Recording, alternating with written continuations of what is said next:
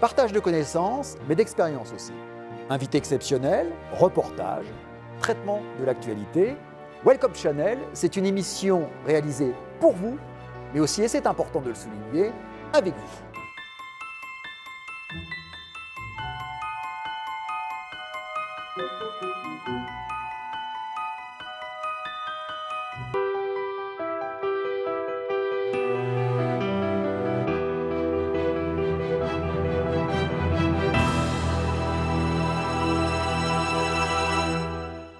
Elle est née à Chambéry, elle a fait ses études de médecine à la faculté de Grenoble. Depuis 2012, elle a été nommée experte auprès de l'OMS. En 2019, elle a pris la direction du service des maladies infectieuses de l'hôpital Saint-Antoine à Paris. En 2020, elle est l'investigatrice principale d'une étude clinique menée sur du plasma sanguin transfusé de malades guéris de la Covid-19. Vous l'aurez compris, les plateaux de télévision aujourd'hui la réclament à corps et à cri. C'est une experte des maladies infectieuses, de l'épidémiologie. J'ai le plaisir d'accueillir Karine Lacombe.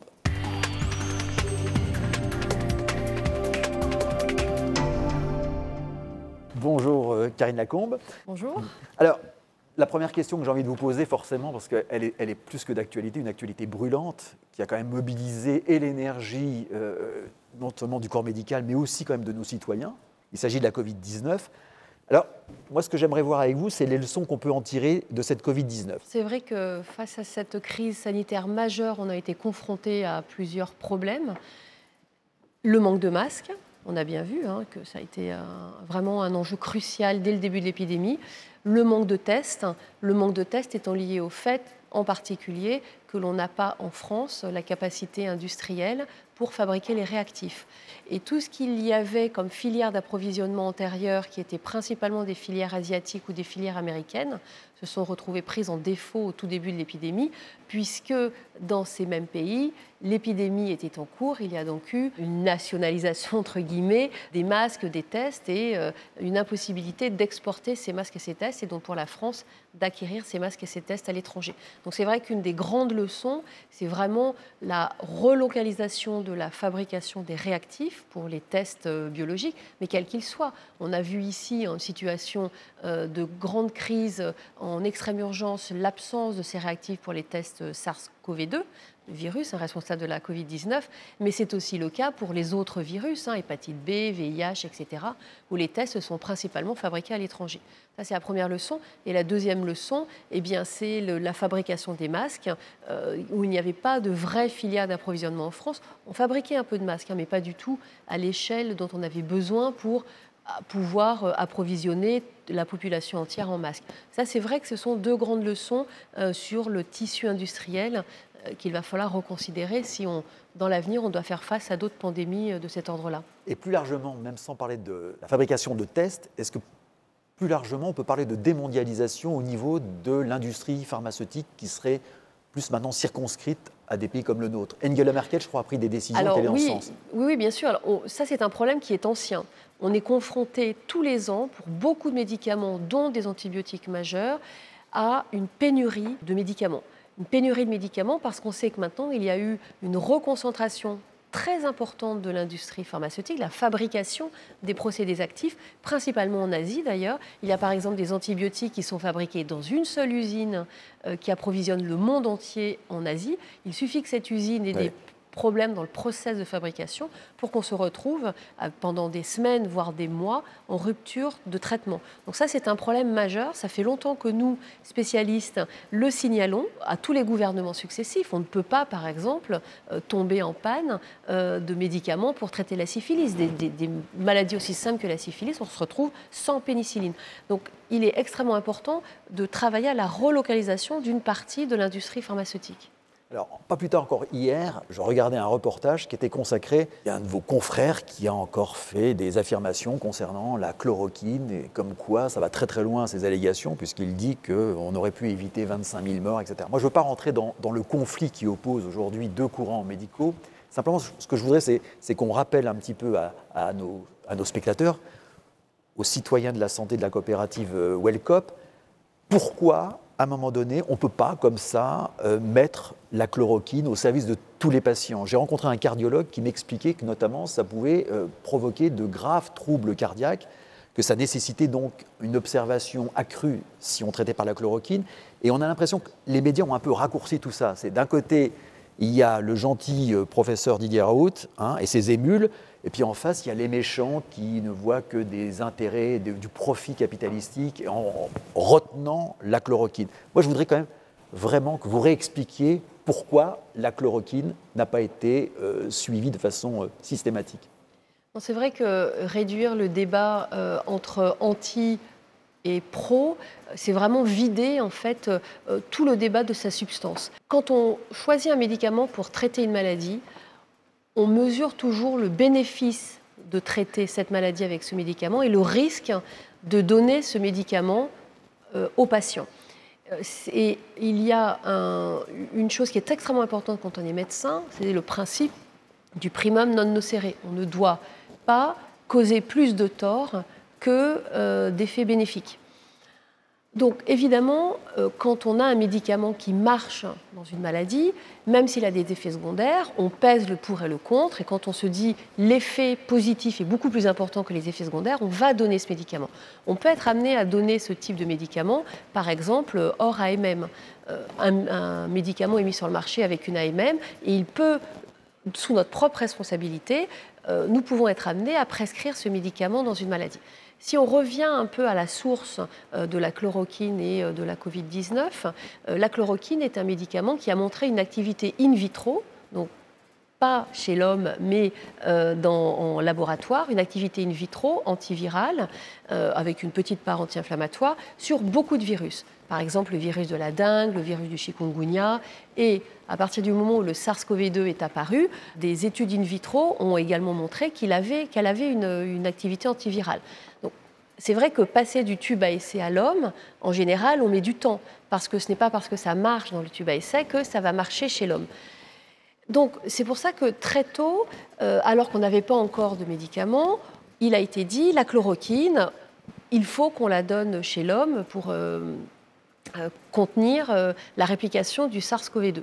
C'était très intelligent, évidemment. On a tous envie d'avoir tout de suite le médicament qui va guérir.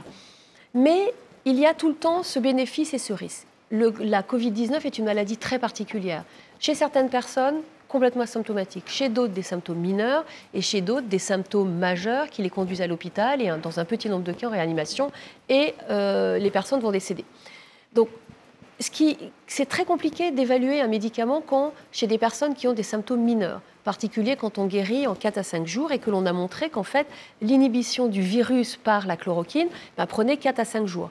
Donc, quand on compare des personnes qui prennent ce médicament et qui vont guérir en 4 à 5 jours et que sans médicament, ces personnes auraient également guéri en 4 à 5 jours, on ne peut pas dire que le médicament est efficace.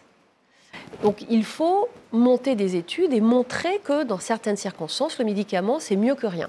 Il y a des études qui ont été montées avec un groupe de comparaison et un groupe qui reçoit la chloroquine. Toutes ces études jusqu'à présent sont non conclusives, c'est-à-dire qu'on n'a pas montré que la chloroquine faisait mieux qu'une prise en charge standard. Des études aux États-Unis, il y a même eu un essai en prophylaxie, c'est-à-dire en prévention, qui a été arrêté parce que ça ne marchait pas, et puis le grand essai en Angleterre, Recovery, où le bras chloroquine a été arrêté parce que ça ne marchait pas, avec des bons effectifs de patients qui recevaient, qui ne recevaient pas. On a comparé, on a vu que le fait de prendre la chloroquine, ça n'améliorait pas le pronostic des patients. Le problème, c'est que quand on donne la chloroquine à tout le monde, qu'on ne compare pas à quoi que ce soit, évidemment, les patients vont guérir en 5 jours, mais ça ne prouve pas que le médicament est efficace. Ça veut simplement dire que, en 5 jours, les patients ont guéri, mais on ne sait pas si, sans médicaments, ils n'auraient pas guéri. Et à cause de la personnalité des personnes qui ont mené ces essais, le débat, en fait, est tout de suite devenu une controverse. Et c'est très dommage parce que le débat public, en fait, le débat scientifique a vraiment été vidé de sa substance. C'est devenu presque un débat politique même. C'est devenu, oui, un débat politique, voilà. Mais je pense que, à mes yeux quand même, vu le nombre d'essais qui ont été menés, qui ont été arrêtés pour non-efficacité de l'hydroxychloroquine, voilà, le débat devrait être clos. Alors, sans s'étendre sur la chloroquine, on peut trouver d'autres remèdes, comme par exemple la parution d'un vaccin. Oui. Alors là, je vous pose une question, ça m'a toujours un petit peu surpris.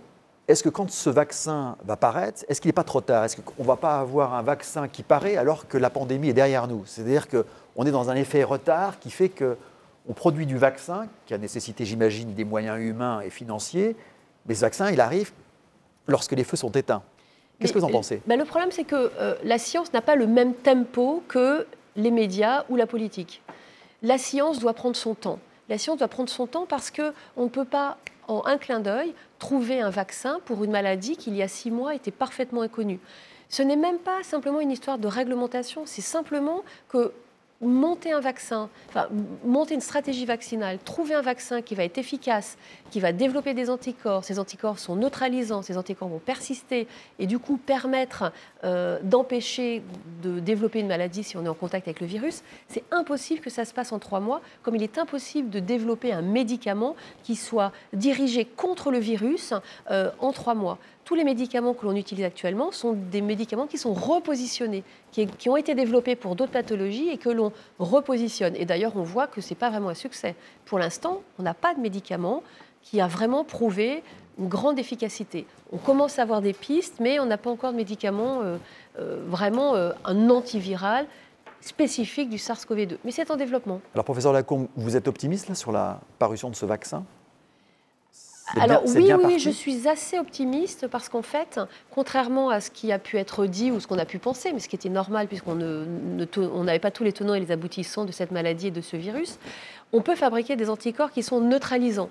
À partir du moment où on peut fabriquer in vivo des anticorps neutralisants, on peut fabriquer des anticorps monoclonaux neutralisants et on peut fabriquer des vaccins neutralisants. Mais il y a tout le process de conception, d'évaluation, de fabrication qui fait que le vaccin ne sera pas disponible là dans les 2-3 mois. Mais je pense à moyenne échéance, oui, on devrait avoir un vaccin. Vous travaillez sur une étude clinique, on l'a dit tout à l'heure, oui, qui consiste à, si je ne me trompe pas, à récupérer... Transfert d'immunité passive, transfuser on prend concrètement, on prend du plasma sanguin de malades qui ont été exposés à la Covid-19. Oui. On les réinjecte sur d'autres organismes. C'est ça. Et on regarde ce que ça donne. Exactement. Donc en fait, tout le principe, alors l'essai se déroule bien, je ne peux pas vous en donner de résultats puisque il n'est pas arrivé à sa conclusion. En revanche, le plasma de patients convalescents est utilisé dans le cadre de ce que l'on appelle un protocole d'utilisation thérapeutique qui a été accordé par la NSM, en particulier parce que tout ce qui concernait les données de tolérance était plutôt rassurant. Issu de l'essai, et donc la NSM a donné l'autorisation d'utiliser du plasma de convalescents dans des situations particulières après une réunion de concertation entre spécialistes qui décident que oui, en fonction du profil de ce patient, on peut lui donner du plasma de convalescent.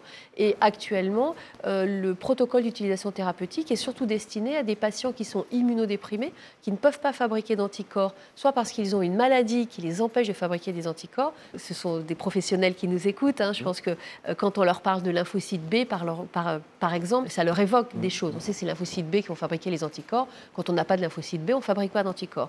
On peut ne pas avoir de lymphocytes B parce qu'on est malade. On a une maladie maligne du sang, ou alors parce qu'on prend des médicaments qui empêchent de fabriquer des lymphocytes B. Et donc, dans les deux circonstances, on n'a pas d'anticorps. On peut attraper le virus responsable de la Covid et, comme on ne fabrique pas d'anticorps, eh bien, on a une espèce d'évolution un peu chronique de la Covid. Et ce que l'on a vu dans le protocole d'utilisation thérapeutique, c'est que le plasma de convalescent pouvait apporter un effet très positif chez ces personnes en les aidant, en leur apportant en fait des anticorps, en les aidant donc à se débarrasser du virus. Et ça marche bien.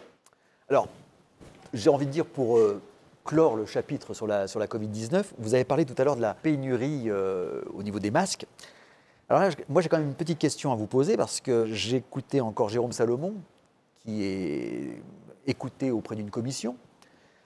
Est-ce que le gouvernement n'aurait-il pas mis une communication à son avantage pour couvrir une pénurie de masques alors qu'on savait pertinemment peut-être, que ces masques étaient très efficaces, mais on n'en avait pas. Et comme on n'en avait pas, plutôt que de dire la vérité, d'amener une communication sur une réalité, nous n'avons pas de masques, donc face à la Covid, on va attendre d'avoir des masques.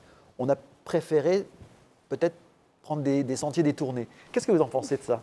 Je pense que l'affaire n'est pas aussi simple que ça. Il ne faut pas maintenant relire l'histoire à la faveur de ce que l'on sait. Quand on se replace dans le contexte de janvier-février, Pendant assez longtemps, on s'est demandé s'il y avait vraiment une transmission interhumaine. Quand l'OMS a commencé à parler d'épidémie puis de pandémie, au courant janvier-février, pendant plusieurs semaines, il était considéré que la Covid-19 était une zoonose, se transmettait de l'animal à l'homme, que probablement de l'homme à l'homme, il n'y avait pas de transmission ou que le taux de transmission était faible. C'est assez tardivement que l'on s'est aussi aperçu qu'en fait, non seulement il peut y avoir une transmission interhumaine, mais qu'en plus, des personnes asymptomatiques, c'est-à-dire avant l'expression des symptômes, pouvaient transmettre dans les 2 jours qui précèdent en gros les symptômes. Contrairement au premier virus SARS-CoV qui a sévi dans les années 2002-2003 et qui a fait 700-800 morts à travers le monde. Pour ce virus-là, il ne se transmettait que quand on a des symptômes. Pour le SARS-CoV-2, il se transmet alors qu'on n'a pas encore de symptômes, donc dans la fin de la période d'incubation. Donc toutes ces connaissances ont fait qu'au tout début, on s'est dit, on n'a probablement pas besoin de masques dans la vie de tous les jours, sauf dans les hôpitaux où, là, on était avec des patients qui pouvaient être très contagieux et donc il fallait des masques. Ensuite, cette histoire de masques, on commence à savoir quand même que très tôt, le gouvernement s'est activé pour aller chercher des masques. Mais quand il y a une demande de masques énorme dans un temps très contraint et que les fabricants de masques sont principalement en Asie, eh bien, l'achat de masques a été rendu très compliqué. Probablement qu'au tout début, je dirais en mars, à partir de fin février-mars, les premiers messages, c'était il faut qu'on garde les masques pour les soignants et que les gestes barrières devraient suffire. À partir du moment où il n'y a pas de confinement et où le virus circule déjà quand même avec une intensité assez importante, ce que l'on sait maintenant, mais ce que l'on ne savait pas à l'époque, eh bien, il a été considéré qu'au début, OK, on essaie de garder les masques pour les personnes qui en ont le plus besoin, donc ceux qui sont au contact de la population en première ligne, les soignants, etc. Et dès qu'on va avoir des masques, on pourra les distribuer. Donc après, voilà, évidemment, c'est devenu une arme politique, on a voulu refaire l'histoire. Moi, je ne suis pas là pour défendre qui que ce soit là-dedans, mais vraiment pour remettre les choses en perspective. Il y a une chose qu'on peut quand même dire, c'est à l'instar des réserves de carburant que l'État français se doit d'avoir ça, c'est autre chose. En cas de conflit. Là, vous avez raison. On ne comprend pas, et la commission d'enquête le montrera. Ça a déjà été bien montré par des grands médias qui ont fait des enquêtes approfondies et qui ont montré qu'en fait, le problème des masques, il ne date pas de janvier-février. Le problème des masques, il date de 10 ans, 15 ans.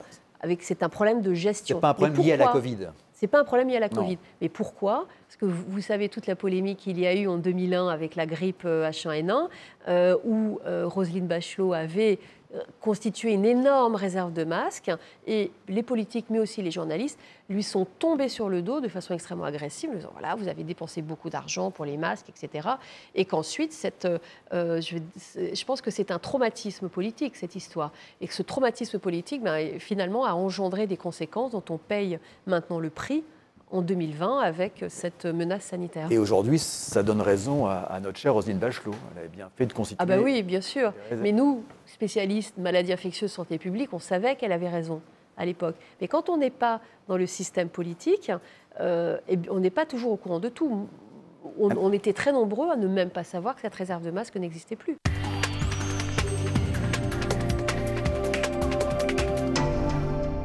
La pénurie des masques, ça a été un problème préoccupant pour l'État français, mais pas que pour l'État français. Vous allez vous en rendre compte à travers ce reportage signé Benjamin Dutka et Sonia Ladnik et réalisé par l'équipe Kissa.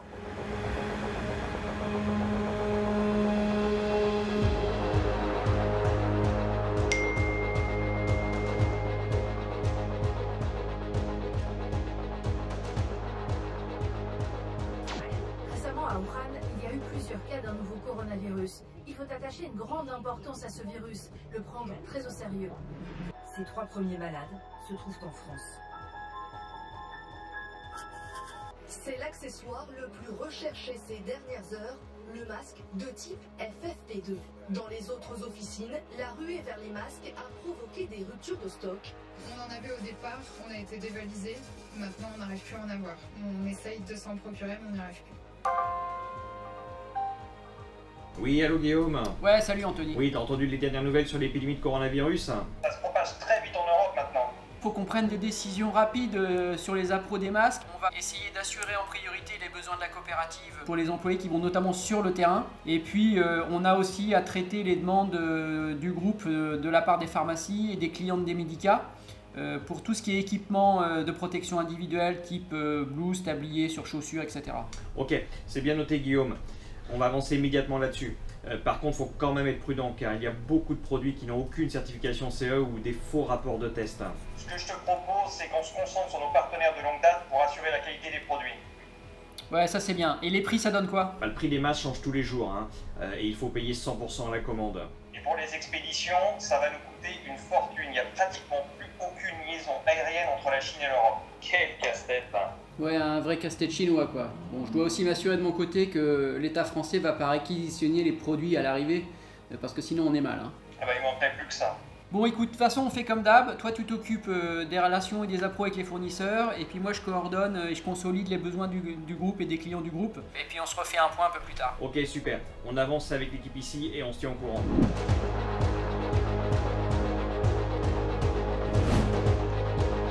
Allô Guillaume, j'ai reçu les prix pour expédier en aérien les masques. C'est de la folie. Ouais, ça m'étonne pas. Bon, de toute façon, on n'a pas le choix. Il va falloir qu'on expédie. Guillaume, problème. L'État français a réquisitionné l'avion Air France en départ de Chine demain. Ça va nous retarder l'expédition de 4 ou 5 jours. Préviens Wellcop. Les galères continuent.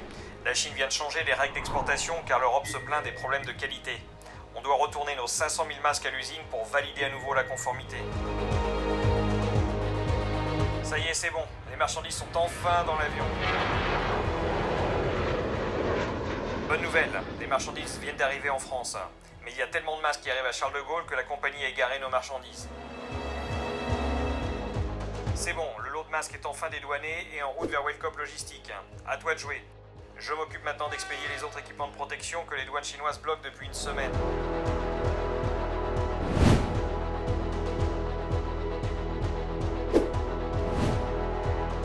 L'entrepôt me dit que le chauffeur s'est fait voler 2 cartons pendant sa pause à la station-service. Et l'État vient de demander à réquisitionner les marchandises. Mais comme nous allons livrer les EHPAD, il nous les a finalement laissés. Heureusement, hein, parce que sinon ça aurait été la cata.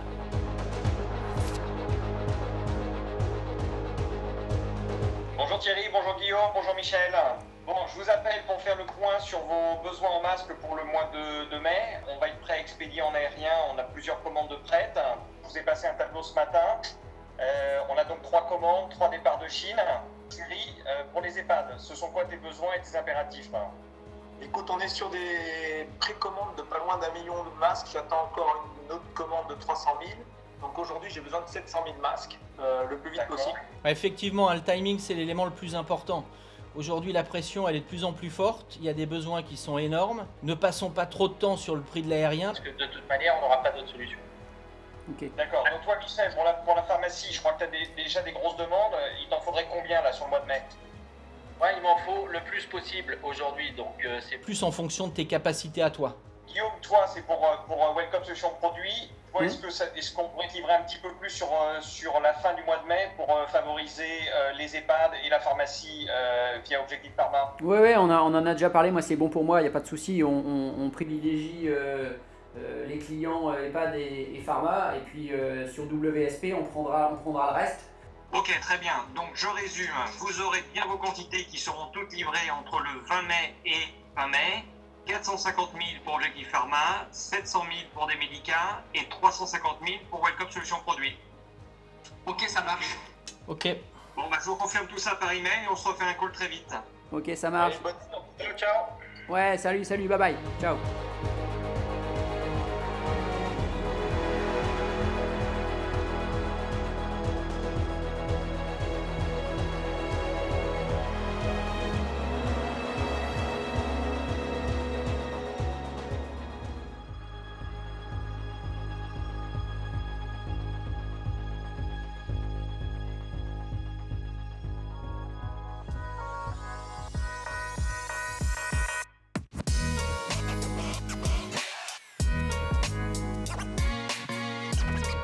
Comme tous les laboratoires, on a été très impacté dans le stress de l'approvisionnement de nos produits.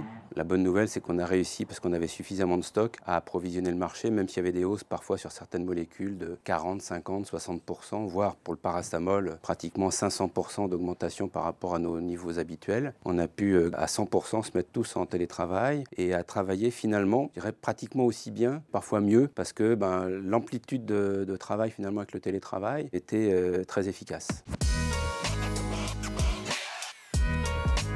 Nous, on est spécialisé dans les médicaments génériques et OTC, qui ont donc par définition leur brevet qui est échu. Donc ça veut dire qu'on est, pour les génériqueurs, soit fabricants nous-mêmes parce qu'on a nos propres usines, ou soit on sous-traite, ce qui est le cas de Chrysters, partiellement, parce qu'en fait, on a aussi dans le capital de Chrysters un partenaire qui détient 20% du capital, qui s'appelle Chemo, d'origine espagnole, et donc il fabrique pour le compte de multiples acteurs, mais aussi maintenant dorénavant pour Chrysters. Ces façonniers s'approvisionnent en matières premières et tous les composants nécessaires, notamment les excipients et les matières premières nécessaires à la fabrication de ces produits. Comme vous le savez sûrement, une bonne partie des matières premières, pour l'instant, proviennent d'Asie et notamment de Chine, pas loin de 70-80%. Et ensuite, la fabrication des produits finis, en ce qui nous concerne, est à peu près à 40% en France, 70% en Europe et donc pas loin de 30% hors Europe. Et quand je dis hors Europe, c'est principalement Inde.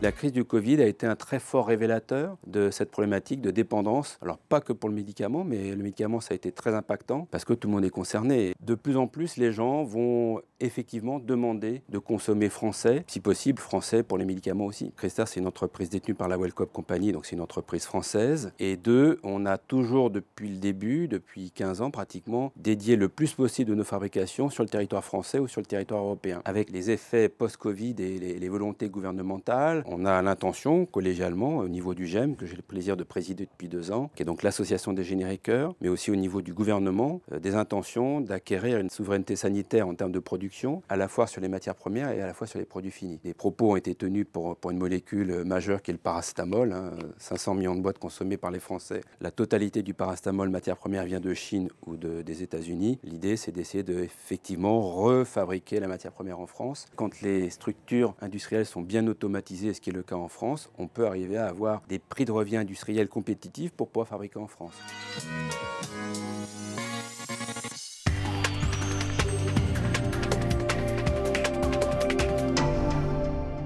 Wellcome Channel, c'est aussi l'occasion de découvrir de nouveaux métiers. C'est la rubrique « Découvrez nos talents ». Bonjour, je m'appelle Maxime Gasperin, j'ai 25 ans et je suis chef d'équipe chez Wellcome Logistique.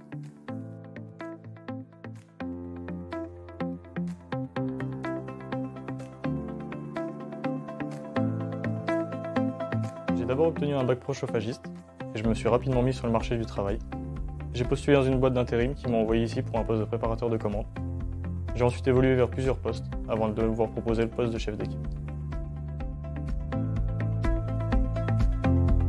Wellcome Logistique, c'est la plateforme qui permet à tous nos clients d'être approvisionnés dans tous les dispositifs dont ils ont besoin, les médicaments et les dispositifs médicaux, dans toute la France, et on livre aussi les hôpitaux de Metz et de Thionville.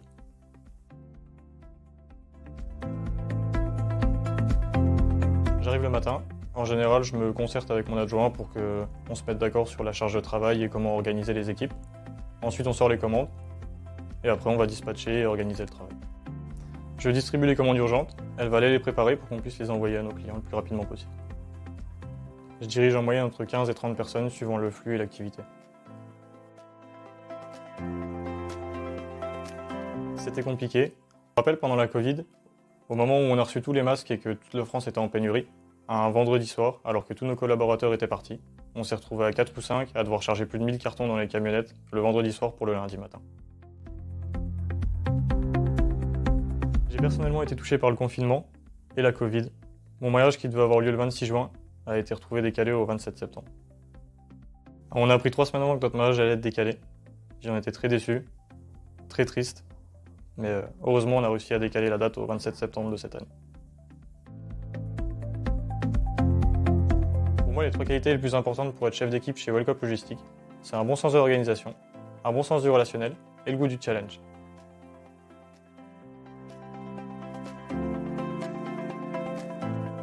Je me sens citoyen de la santé et du bien-être, car nous sommes un maillon essentiel dans l'approvisionnement des dispositifs médicaux et médicaments vers tous nos patients.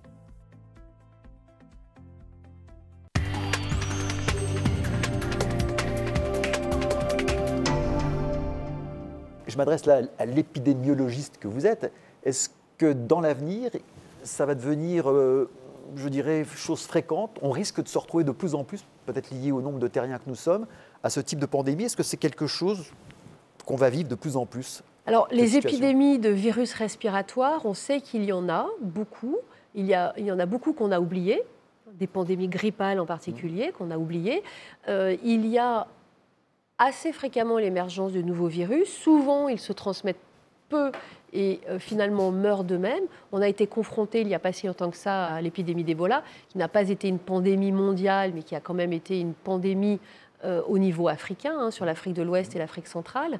Donc oui, bien sûr, c'est un risque dont on est extrêmement conscient, surtout quand on est épidémiologiste, infectiologue, que l'on travaille, ce qui n'est pas mon cas, mais beaucoup de mes collègues travaillent dans des structures de réaction immédiate à la gestion des épidémies. Donc c'est un risque. C'est un risque extrêmement important et j'espère que l'autre leçon que l'on va pouvoir tirer de cette crise sanitaire, c'est qu'il va falloir être bien meilleur dans la prévention et en tout cas dans la réaction rapide à l'apparition de nouveaux virus. Alors, la transition est toute trouvée parce que la Covid-19 nous a appris à nous confiner. Le mot confinement a été plus qu'utilisé. Et je voudrais qu'on parle de télémédecine. Parce que je m'adresse aux médecins que vous êtes. Télé, il faut rappeler que ça veut dire à distance, c'est la médecine à distance. Alors, aujourd'hui, on l'a vu, il y avait beaucoup de situations de télémédecine qui se sont mises en place, notamment suite à ce confinement. On peut peut-être évoquer, quand on parle de télémédecine, de gain de temps. On peut parler de stress épargné, on peut parler d'efficacité. On peut parler, alors pour ceux qui sont très intéressés par l'empreinte carbone, puisqu'on supprime des déplacements, forcément, l'impact sur l'émission de carbone est moindre. C'est le zéro papier, c'est la fluidité dans l'échange d'un certain nombre de données.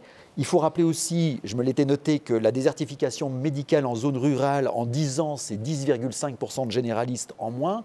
Bref, la télémédecine, c'est quelque chose qui s'impose comme étant une nouvelle pratique de la médecine au XXIe siècle. Qu'est-ce que vous en pensez? Je voudrais votre avis, moi, sur la pratique de la télémédecine. Alors c'est vrai qu'à l'occasion de cette crise sanitaire, on a énormément utilisé la télémédecine. On peut dire qu'on a vécu un boom de la télémédecine, en particulier de la téléconsultation. Alors c'est déjà un moyen de consultation et d'avis que l'on utilisait auparavant. Beaucoup d'avis, beaucoup par exemple, on utilise, nous, depuis plusieurs années, la télémédecine pour faire de l'expertise, pour demander des avis radiologiques par exemple, pour demander des avis de spécialistes que l'on n'a pas dans l'hôpital dans lequel on travaille. Donc on utilisait vraiment l'aspect télémédecine plus sur le versant téléexpertise. Et puis, à cause de la Covid-19 et du confinement, on a augmenter l'utilisation là vraiment du versant télémédecine. Et je reconnais que même maintenant, dans l'hôpital où je travaille, on garde la moitié de nos consultations en télémédecine pour diminuer le flux de patients qui arrivent à l'hôpital et pouvoir mieux appliquer les gestes barrières. Et c'est vrai que ça apporte un confort. Ça apporte un confort de consultation, mais il faut faire attention. La télémédecine ne peut pas remplacer l'examen clinique, est quand même la base de notre travail en tant que clinicien. Donc je pense que la télémédecine, en alternance avec la pratique de la médecine plus traditionnelle, eh bien, peut être tout à fait intéressant. La télémédecine ne se substitue pas au contact physique. Non, je fais cette absolument. comparaison, elle est peut-être osée, mais c'est un petit peu comme le télétravail dans les entreprises. Oui, ça peut être 100% de rupture au niveau des liens sociaux. Alors, c'est peut-être bon de le préciser, il y a 400 millions de consultations chaque année en France. Je ne sais pas si vous connaissiez ce chiffre. Non. Et certains prétendent que 20% pourraient être justement effectués en téléconsultation. Ça vous... Oui, ça me... Une sur 5, quoi. Je pense que oui, c'est ça. Ouais. Oui, j'aurais même peut-être dit, peut-être 30% même. On voit bien que quand tout ce qui concerne le suivi de pathologies chroniques, il y a une bonne partie des consultations qui pourraient passer en téléconsultation. En revanche, tout ce qui est médecine aiguë, comme je vous ai dit tout à l'heure, l'examen clinique ne peut pas être remplacé par la télémédecine. Donc le contact avec le patient, l'examen clinique, lui, peut être primordial en cas de pathologie aiguë. Donc oui, probablement 20-30%, ça ne m'étonnerait pas, oui. Je crois que c'est Agnès Buzyn, d'ailleurs, qui s'était appesantie sur les maladies psychiatriques, dont une bonne partie pourrait être traitée aussi en télémédecine. Alors, c'est toujours pareil, chaque fois qu'un nouveau concept voit le jour, il y a toujours les opposants. Les opposants à la télémédecine, ce sont ceux qui pensent que ça participe à la déshumanisation. Je pense qu'on peut faire passer pas mal de choses à travers un écran. Quand j'ai mon patient en face de moi sur mon écran d'ordinateur, c'est quasi pareil que quand je l'ai en face de moi derrière mon bureau de médecin. Donc non, là, je ne pense pas que ça fasse partie de la déshumanisation. En revanche, il faut faire attention à ce que ça ne devienne pas la facilité. Quand même, le colloque singulier du médecin avec son patient, l'examen clinique, le toucher. Moi qui suis quelqu'un d'assez tactile et je sais qu'on fait passer beaucoup de choses par le toucher, par la main tendue, c'est quelque chose que l'on ne peut pas faire quand on a un écran. C'est pour ça qu'on ne peut pas convertir toutes les consultations en télémédecine. En revanche, ça peut vraiment aider dans le suivi de pathologies chroniques quand il y a une impossibilité que le patient puisse se déplacer, garder ce contact humain qui passe quand même beaucoup avec les yeux. Les nouvelles technologies ont contribué justement à la mise en place de la télémédecine. Je voudrais vous parler, moi, d'un exemple très concret que nous avons mis en place au sein de la coopérative Wellcop par le biais d'une de nos filiales qui s'appelle Diatélic.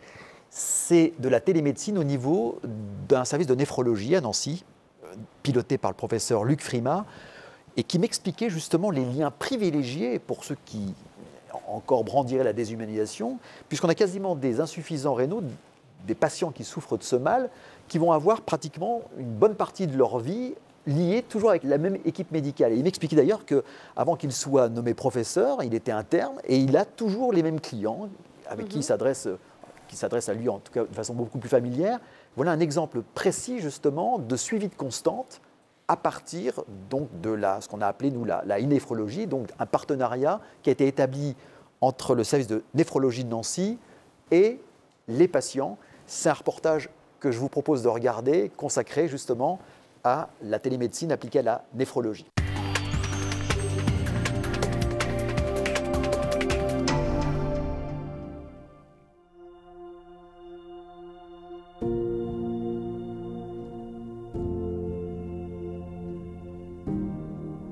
Quand j'avais 23 ans, en 73-74, je faisais mes études de médecine à ce moment-là. J'avais eu une grande fatigue, donc j'étais voir mon médecin traitant qui a constaté que j'avais beaucoup d'albumine dans les urines. C'était un syndrome néphrotique. Donc ils m'ont mis un traitement, et puis après ils m'ont surveillé pendant des années.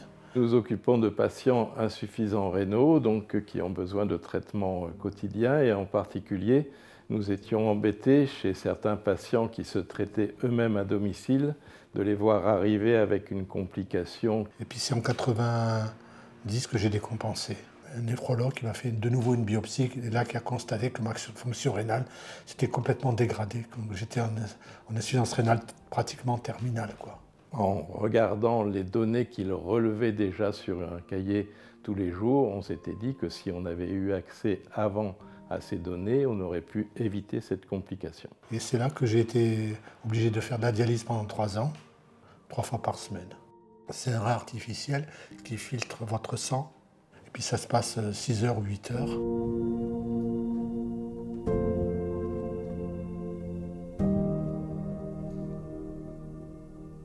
Le service de néphrologie du CHRU de Nancy a travaillé en collaboration étroite avec l'Association Lorraine de traitement de l'insuffisance rénale, l'ALTIR, et des informaticiens qui ont été d'abord des chercheurs. Avec les débuts d'Internet à l'époque, les patients pouvaient transmettre directement ces données de façon quotidienne au lieu de les noter sur le cahier, d'où l'idée de développer un système expert qui permettait avant tout de trier les données et de permettre aux médecins de ne s'occuper que de celles qui nécessitaient le traitement. Puis il faut faire attention à ce que vous mangez, ne pas manger salé, pas trop sucré, avoir une activité physique, éviter de boire trop de l'alcool, de fumer. Quand il fait très chaud, pensez à s'hydrater. C'est une adaptation et une acceptation au départ. J'ai continué à travailler et avec 3 dialyses, j'avais trouvé un moment un équilibre. Comme on dit, on a brodé notre vie autour de cette greffe, enfin toute cette dialyse au départ, et puis en sachant qu'il était sur liste de greffe. Quand on partait en vacances, on prévoyait nos vacances longtemps à l'avance, on téléphonait 3 mois avant dans un centre pour voir si on pouvait le prendre et à quel rythme, sinon si on décalait nos vacances, quoi. Ce système permet d'alerter très tôt en cas d'anomalie, voire avant que les anomalies n'interviennent, de prévoir une évolution défavorable. Il nous est apparu indispensable d'élargir notre vision en testant l'hypothèse que la télésurveillance pouvait s'appliquer à tous les stades de la maladie rénale chronique. En 1995, j'ai eu la chance qu'on m'appelle pour une greffe. Vous n'êtes pas sûr qu'on va vous greffer, parce qu'ils appellent, je crois, 2 ou 3 personnes. Parce qu'ils font les tests et ils voient le plus compatible. Le lendemain matin, à 11 h, on m'a dit « c'est bon, il va être greffé, c'est pour lui ». Alors c'était une nuit un peu blanche, mais bon, pour une bonne cause, quoi. La première fois, ça a été la bonne, quoi. Alors là, c'était un moment extraordinaire, quoi.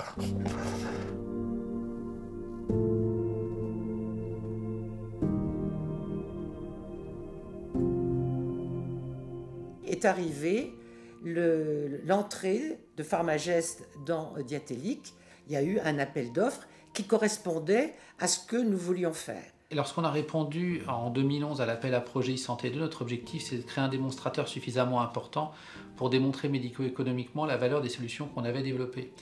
Donc ce qu'on a fait, c'est qu'on a travaillé avec les professionnels de santé, les équipes Diatélique, Pharmagest, et en fait on a complété les systèmes qui étaient déjà existants, on les a développés et on les a déployés pour ensuite les valider d'un point de vue médico-économique. On a été soumis à plusieurs contraintes, que ce soit des contraintes juridiques, des contraintes de l'ordre de la protection des données, des contraintes de dispositif médical et des contraintes d'acceptabilité parce qu'il faut que les patients et les soignants acceptent d'utiliser ces solutions. Ineffro nous a permis de mettre en place ce suivi, ce contact au quotidien avec le patient. Entre 2 consultations, le patient doit être capable de se prendre en charge.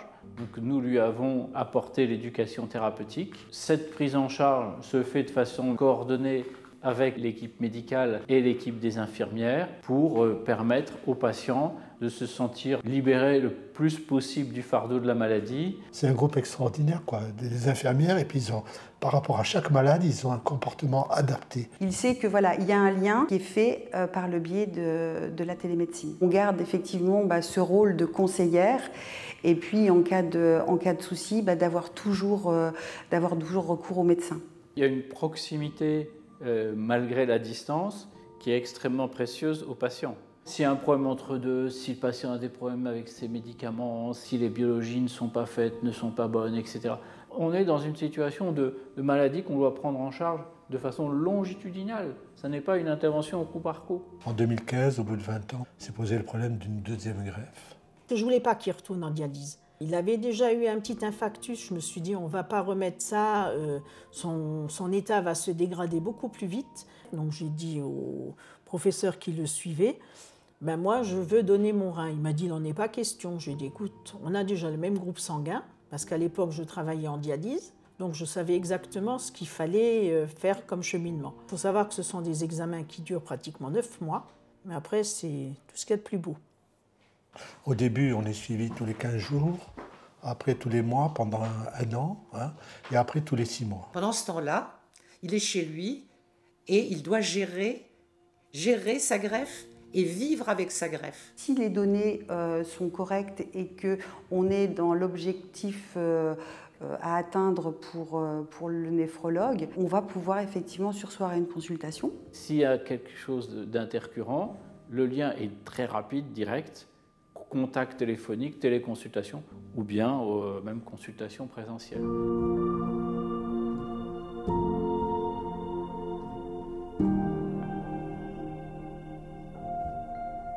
Aujourd'hui, l'étude est terminée. Ça nous a permis d'identifier les facteurs qui sont des facteurs prédictifs d'une bonne acceptabilité. Et le programme, effectivement, a été retranscrit pour des patients greffés, donc qui s'appelle ETAP. Sur la télésurveillance, il y a eu un cahier des charges qui a été publié qui proposait en fait d'expérimenter sur 5 pathologies et notamment les insuffisants rénaux. Parallèlement, le service de néphrologie était déjà engagé dans un projet de recherche de télésurveillance. Donc ça s'est fait naturellement et ensuite il fallait juste qu'on rentre dans les cases. La direction croit à ces projets quand ils viennent en fait du terrain. C'est-à-dire ce sont les professionnels de santé qui connaissent le parcours du patient, qui connaissent la prise en charge du patient. On est aujourd'hui dans un monde connecté, donc la plupart des patients ne sont pas surpris par la tablette et son fonctionnement. En principe 2 fois par mois, la tension, le pouls, la température, si j'ai pris du poids, si j'ai pas d'édème, si j'ai pas de douleur et si j'ai un changement de traitement.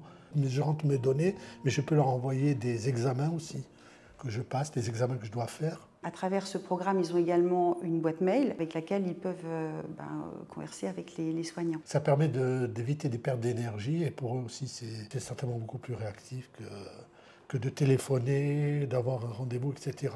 C'est bien la télémédecine. Il y a toujours cette part de relation qui est très importante et de confiance. On sait qu'il y a du suivi derrière, quoi. C'est quand même rassurant. Pharmagest a été l'acteur, le fournisseur qui s'est imposé en fait à nous, obligatoirement, puisque les équipes soignantes et professionnelles voyaient dans la solution Ineffro le plus pour le patient. Il faut savoir qu'aujourd'hui, Ineffro est un outil qui est utilisé en routine par plusieurs établissements. On a même récemment complété la gamme des modules au sein d'Ineffro, qui n'est plus qu'une solution de télésurveillance, mais aujourd'hui qui propose également un module d'accès à la greffe qui aide les professionnels de santé. Et notre objectif, c'est de devenir la solution de référence en France, en Europe et dans le monde du suivi des patients insuffisants rénaux chroniques. Dans notre philosophie, il y a la volonté de rendre un patient acteur de sa maladie. Si le patient n'est pas prêt à devenir acteur, il ne sera pas un bon sujet pour être télésurveillé. Je peux dire que j'ai quand même une vie heureuse parce que j'ai fait ce que j'ai voulu. Même si on m'a dit fais pas ci, fais pas ça. Lui, il se met à ma droite et moi, je me mets à sa gauche puisque, voilà, on se complète comme ça. C'est extraordinaire, je trouve que, je dis, si je pouvais être écrivain, écrire un livre là-dessus,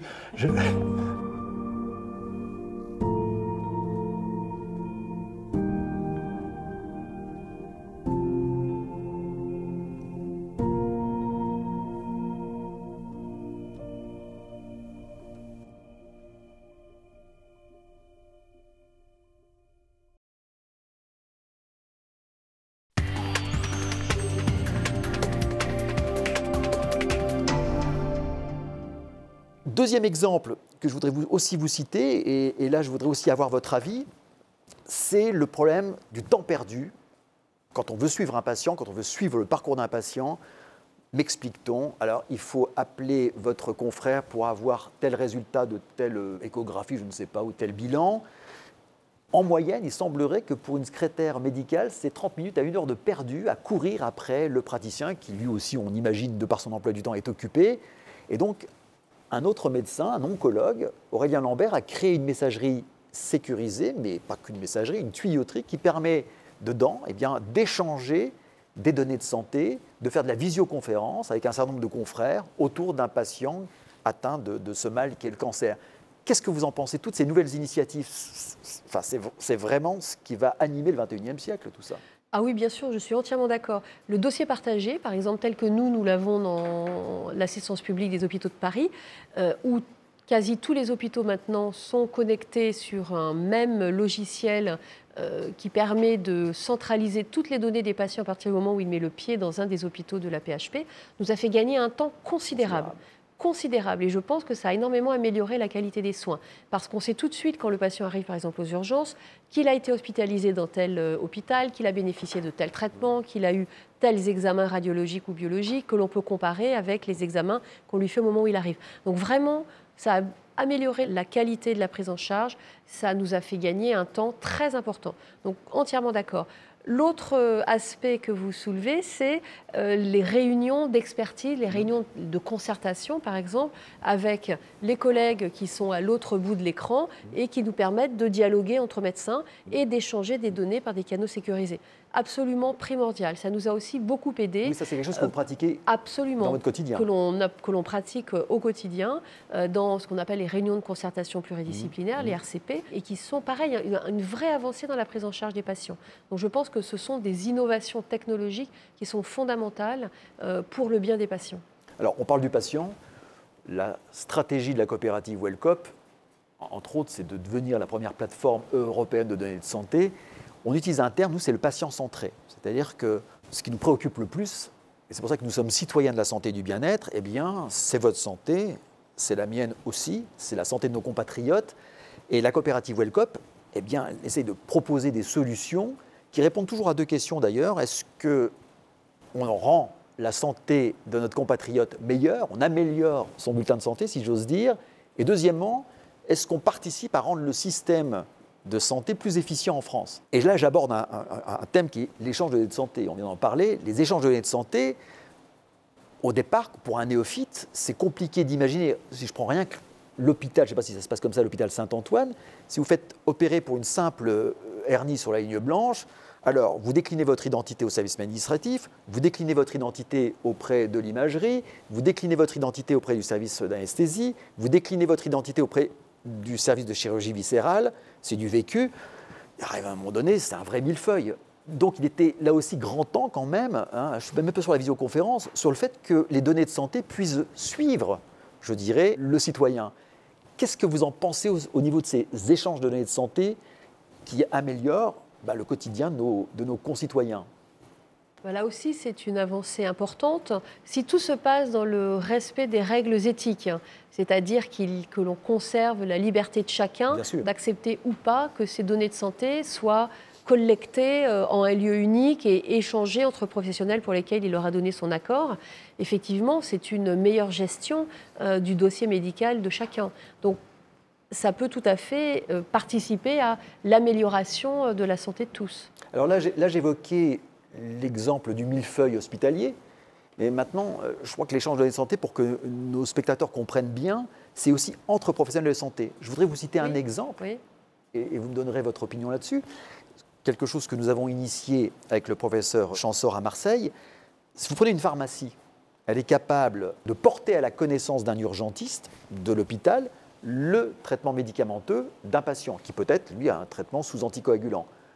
Voilà des exemples d'échanges de données de santé. Je vais vous en donner encore un autre. Là, on va prendre une illustration de l'EHPAD. L'EHPAD peut très bien envoyer un bilan à l'hôpital et l'EHPAD va être informé de la lettre de sortie de son résident. Il va être aussi informé, par exemple, d'un compte-rendu de consultation, un compte-rendu d'imagerie. Vous soutenez ces démarches-là, ces passerelles? Et est-ce que vous, au niveau de l'hôpital Saint-Antoine, vous avez déjà ce type d'exemple? Ce type d'échange a lieu entre les professionnels des hôpitaux. Vous parlez de la PHP, donc entre les hôpitaux de la PHP, on a un échange de données sur les patients qui ont donné leur consentement. En revanche, nous n'avons pas de connexion avec le pharmacien, le kiné, etc. etc. Je ne suis pas opposée à partir du moment où, de nouveau, on respecte bien les libertés de chacun et que la personne concernée, le patient, a donné son accord pour que tel et tel professionnel puisse se connecter, avoir accès à ces données de santé. Donc ça, à partir du moment où cet accord du patient est respecté, ça peut participer à une meilleure prise en charge de sa pathologie. Et ça peut aussi participer, plus que participer, j'ai envie de dire, au décloisonnement ville-hôpital, qui est aussi souvent reproché. Ah, tout à fait, absolument. C'est très hermétique. Absolument. Aujourd'hui, il y a... Oui, ça c'est un vrai problème. C'est un vrai problème. C'est vrai que quand on reçoit parfois, nous, hospitaliers, des patients en consultation qui viennent de la médecine de ville, le patient fait beaucoup de tri dans ce qu'il va vous dire concernant son ordonnance. On va être au courant de tel et tel médicament, mais tel et tel médicament, on ne le saura pas. Idem, quand il va voir son généraliste, le spécialiste peut lui prescrire des médicaments pour lesquels le généraliste ne sera pas au courant. Par exemple, moi, je travaille dans le domaine du VIH, où pour certains patients, ça reste encore une maladie qui est très stigmatisante. Eh bien, certains patients n'ont toujours pas dit à leur médecin généraliste qu'ils prenaient des médicaments du VIH, comme le patient ne nous dit pas à nous que son médecin lui donne des hormones, voilà. Et ça, c'est vrai que c'est un problème, puisqu'il peut y avoir des interactions médicamenteuses et une prise en charge au final qui peut être moins efficiente. Ce qui est incroyable, c'est que le manque de connaissances sur le patient, de par des praticiens qui viennent de deux mondes différents, la ville ou l'hôpital, fait qu'en plus, on risque de mettre à mal la santé du patient. Bien sûr, comble. Bien sûr. Un comble. Par omission. Par omission. Par manque d'information. Il va falloir que les professionnels de santé aussi se sensibilisent à ces échanges de données de santé. Alors vous le savez, la coopérative Wellcop, c'est une coopérative détenue par nos amis pharmaciens. On est là pour aussi, comment dirais-je, faire avancer leur profession dans le bon sens, c'est-à-dire leur apporter un soutien de par des offres, qu'ils soient services ou produits. Qu'est-ce que vous diriez aujourd'hui aux pharmaciens qui nous écoutent sur l'évolution de leur métier? On vient de parler d'échanges de données de santé. Le pharmacien n'est-il pas aujourd'hui la profession de santé la plus à l'écoute, puisque 4 millions de nos concitoyens chaque jour pénètrent dans une pharmacie, donc c'est aussi la profession la plus disponible. Elle dispose d'un maillage territorial extraordinaire. Bref, j'ai envie de dire, la pharmacie, c'est quand même l'endroit idéal, c'est un hub de communication au niveau des données de santé. Qu'est-ce que vous diriez à nos amis pharmaciens sur l'évolution de leur métier par rapport à ce qu'on vient d'évoquer? Je pense que le rôle du pharmacien est essentiel pour le suivi thérapeutique des patients, l'observance. L'observance, qui est un enjeu majeur dans la prise en charge des maladies chroniques. Et c'est évident que le pharmacien, par le suivi des données de santé des patients, pourrait très bien être l'acteur majeur de l'observance au traitement. Il y a un autre aspect sur lequel on n'insiste pas assez, mais on voit que les choses sont en train de bouger, tout ce qui est prévention. Vaccin, on sait que maintenant on peut se faire vacciner contre la grippe dans les pharmacies. Donc toute la délivrance de l'information autour de l'éducation sanitaire de façon générale, la délivrance de l'information sur les pathologies courantes, les actes de prévention que sont par exemple la vaccination, les données de santé justement, l'accès aux données de santé des patients qui en auront donné l'autorisation, eh bien, peut permettre de vérifier est-ce que les vaccins sont à jour, etc. On sait qu'en France, on a un problème majeur autour de la vaccination, avec beaucoup de personnes qui ne sont pas vaccinées, qui sont mal vaccinées, des retards de vaccination, etc. Je pense que oui, dans des domaines de prévention ciblés, les pharmaciens peuvent avoir un rôle essentiel.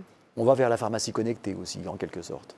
Ah oui, on y est déjà quand même d'une bonne part. On voit bien que le tiers payant, par exemple, a été une évolution majeure pour les patients.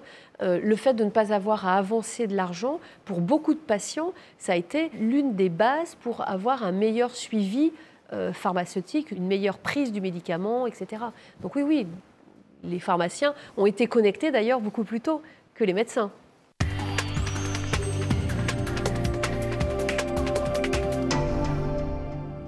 Recueillons à présent l'avis du pharmacien. Et on peut dire que cette crise pandémique a montré la fragilité de nos existences. Je tiens premièrement à rendre hommage à toutes celles et ceux qui ont combattu vaillamment pour lutter contre cette pandémie. Et puis tout particulièrement à mon équipe. Très rapidement, nous avons plutôt préconisé le port du masque, donc on s'est débrouillé pour s'approvisionner en masque parce qu'au départ, c'était pas facile. On a refait, je dirais, notre travail de comptoir, c'est-à-dire de remettre un petit peu les points sur les i et de remettre effectivement tout ce qui devait être préventif au bon endroit, lutter contre les mauvaises informations parce qu'on a pu voir qu'avec malheureusement nos réseaux sociaux, tout et son contraire se disait d'un jour à l'autre. Et donc voilà, on a essayé de faire de l'éducation thérapeutique, je dirais, simple au comptoir, pour éviter toutes les mauvaises habitudes, etc., qui pouvaient entrer en compte pendant cette crise compliquée, puisque tout était nouveau, évidemment. La prise en charge psychologique a été aussi très importante pour déstresser. Et là, on a vraiment été, je trouve, efficace dans ce rôle de soutien. Et puis de toute façon, je pense que ça fait partie du rôle d'un professionnel de santé, d'alléger les souffrances aussi bien physiques que mentales ou morales. Pour moi, la politique de santé en France, je pense qu'elle est plutôt bien menée. Dans le cadre du Covid, le problème, c'est qu'on était vraiment dans l'urgence. Donc ça a été très compliqué de synchroniser toutes les professions de santé et la politique en même temps. Après, on peut dire qu'on s'en est plutôt bien sorti, entre guillemets. Nous, pharmaciens, on nous a donné un rôle très important. Nous sommes apparus aux yeux des gens comme une profession de santé indispensable, de proximité, un des seuls endroits où vous pouvez entrer, demander un conseil et sortir sans rendez-vous, sans rien. Et là, encore plus dans cette crise. Au niveau du territoire, ce qu'on aurait pu améliorer, peut-être, c'est l'accès à tout ce qui était gel hydroalcoolique et masque pour la population au complet lors de ces déplacements, puisque la population avait le droit de se déplacer, mais malheureusement n'était pas protégée. Et puis pour le personnel soignant, quoi, évidemment. Ça montre un petit peu la façon dont on a conduit nos vies jusqu'à maintenant. C'est-à-dire que ça montre que l'humanité, si vous permettez, j'élargis un petit peu le discours, qui pensait maîtriser beaucoup de choses, et bien du jour au lendemain, elle peut se retrouver menacée par un tout petit être vivant aussi. Il ne faut pas oublier que le virus, c'est une petite cellule vivante. Aussi infiniment petit soit-il, peut changer la face du monde et l'échiquier du monde. Et je dirais qu'en ce sens, il faut peut-être y réfléchir et voir comment on peut mieux faire. Et deuxième chose qui me vient à l'esprit, c'est que ça a montré aussi un énorme élan de courage et d'investissement de la part de chacun d'entre nous.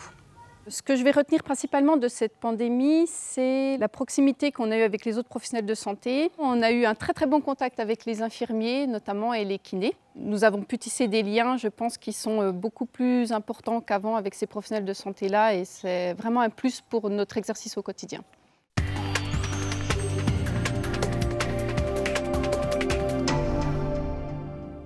Vous Vous avez fait allusion à l'aspect préventif. Oui. Généralement, on oppose au terme préventif le terme curatif. Oui.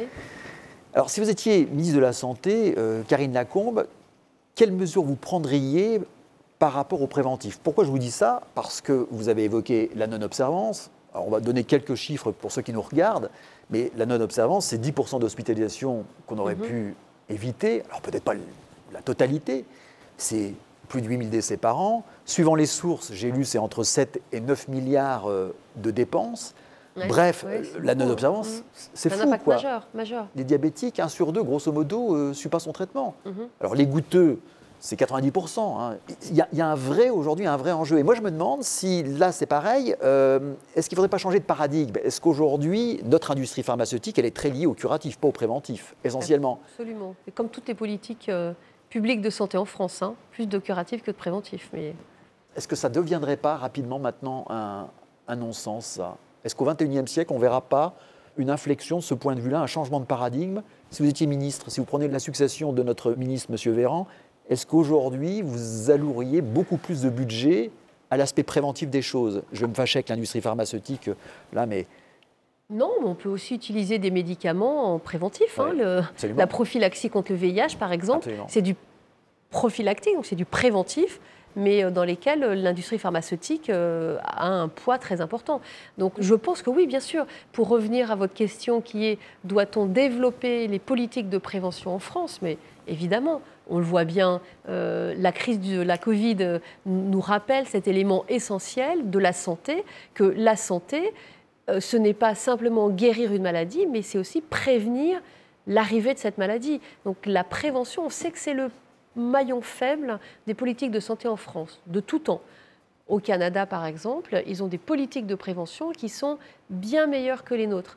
En France, on a mis le paquet sur le curatif. On est bon, je pense même on est très bon. On l'a bien vu avec la Covid-19. Hein. L'épidémie était là, mais on y a tous fait face. Et je pense que vraiment, sur le plan curatif, on s'en est bien sorti. Mais le préventif, oui, le préventif pêche, mais depuis très longtemps. Et ce serait bien que, justement, on aille plus vers la prévention. C'est compliqué, la prévention.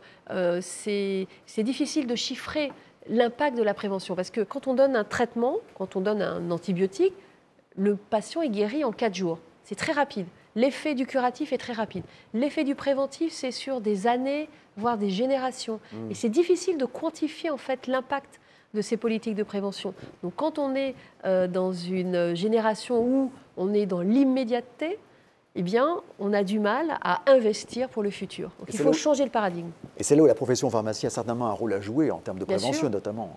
Absolument. Il y a une thématique que j'aimerais aborder rapidement avec vous, c'est aussi le contexte démographique, puisqu'on le sait, il n'a pas fallu attendre qu'on se rencontre aujourd'hui, mais l'espérance de vie ne cesse d'augmenter. Qui dit espérance de vie qui ne cesse d'augmenter, et tant mieux, si toutefois l'espérance de vie, elle est aussi liée à un confort de vie, j'ai envie de dire. Tout à fait, une qualité de vie, oui, bien sûr. Je crois qu'il y a 7752 EHPAD en France, ils ne pourront pas accueillir tous les seniors de notre pays. Comment, là aussi, la médecine va se positionner? Je pense à tout ce qui est intervention à domicile, prise en charge du patient à domicile, HAD.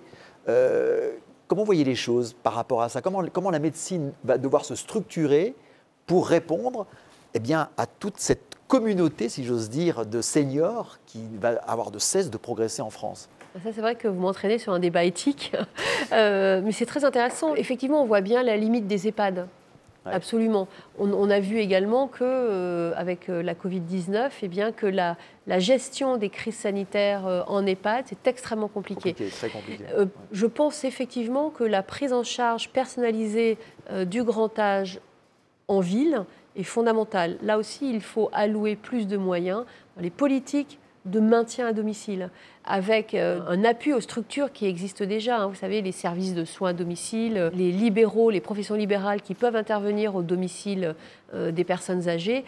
C'est un secteur d'activité qui est en pleine augmentation et dans lesquels on doit mettre encore plus de moyens. Alors, quand on parle de l'augmentation de l'espérance de vie, je lisais aussi, entre 2000 et 2020, le nombre de personnes âgées dépendantes a augmenté de près de 10%. C'est une étude adressée par l'adresse. Alors, on a des conséquences, c'est augmentation des soins à domicile, service accru pour nos seniors, parce qu'il y a ceux qui vont vivre plus longtemps et en bonne forme, et tant mieux, mais il y a ceux qui, effectivement, vont commencer à rencontrer les problèmes liés à la vieillesse de la cellule, Et c'est un vrai défi aussi que va devoir affronter la politique de santé en France. Bien sûr, la prise en charge du grand âge, de la dépendance, ça nécessite des politiques de santé extrêmement structurées.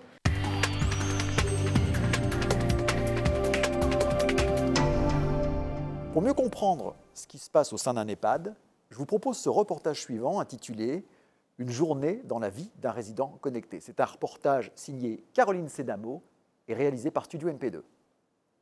La canicule de 2003, les politiques de santé publique et plus récemment la crise épidémique du Covid-19 ont mis sur le devant de la scène les EHPAD. En 2020, publics, privés et associatifs y sont au nombre de 7800 sur l'ensemble du territoire français. Longtemps perçus comme des mouroirs, faisant l'objet d'un EHPAD bashing injustifié, les professionnels du secteur, de l'ordre de 500 000, se battent désormais au quotidien pour revaloriser leur métier et leurs pratiques. Dans cette croisade, la technologie, avec la généralisation du dossier patient informatisé comme le logiciel Titan de Malta Informatique et la démocratisation des solutions de mobilité, smartphones, tablettes, jouent un rôle important au service de l'humain. Chronique d'une vocation, c'est au sein de l'EHPAD Le Sablonnat de l'association Chemin d'Espérance à Bordeaux que nous allons suivre, le temps d'une journée, celles et ceux qui œuvrent au bien-être et au maintien de la qualité de vie de nos parents et grands-parents. Une journée dans la vie d'un résident connecté, c'est maintenant.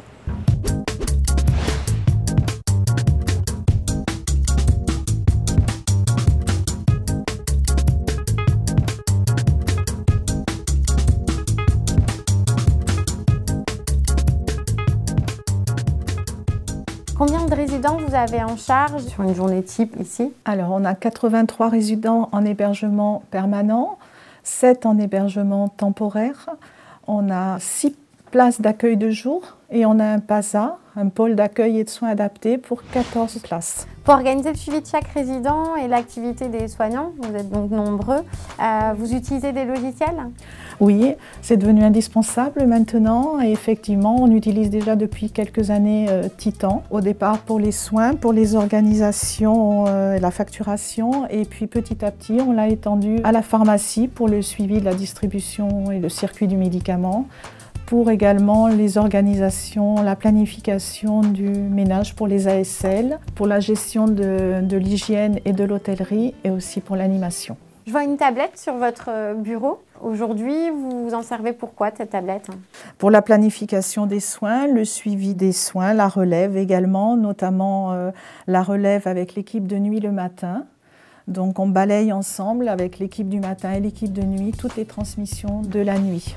Notamment, là je peux voir que Madame Adam, ce matin, a eu des céphalées. L'aide-soignante lui a donné sur prescription médicale 1 gramme de paracétamol à 5 heures et qu'à 6 heures, elle était apaisée et non douloureuse. Là, je vais pouvoir planifier en suivant un suivi régulier à chaque passage la nuit, par exemple. L'infirmière monte le matin avec sa tablette pour effectuer tous les soins. Elle a le suivi, les transmissions et l'après-midi également. Il n'y a aucune perte de transmission. L'infirmière a vraiment en direct tous les soins, toute la planification, le suivi du résident. Elle a même accès à son traitement et au prochain rendez-vous. Donc, la tablette remplace totalement l'ordinateur et c'est un gain de temps du coup qui va permettre à l'infirmière de passer plus de temps auprès du résident.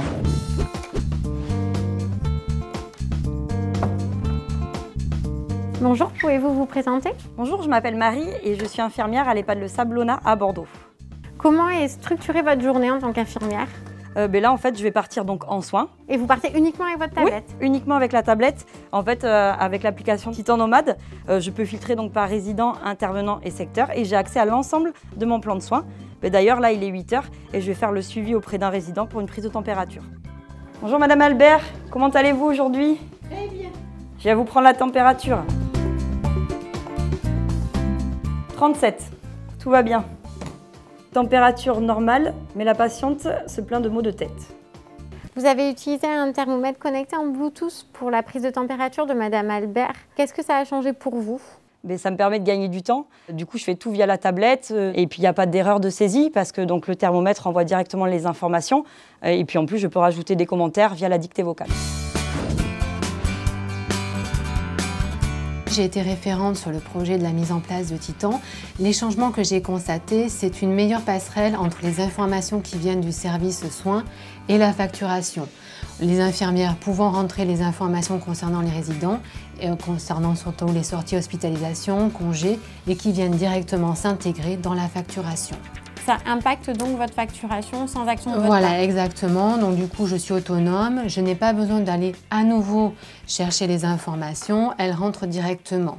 Moi, je rentre juste les informations, les variables, à savoir s'il y a eu des achats pour la petite boutique ou pour les repas invités. Je gère la facturation hébergement permanent, temporaire, accueil de jour et aide sociale. Par rapport à l'accompagnement, j'ai eu une formation de 2 jours avec un formateur de chez Titan.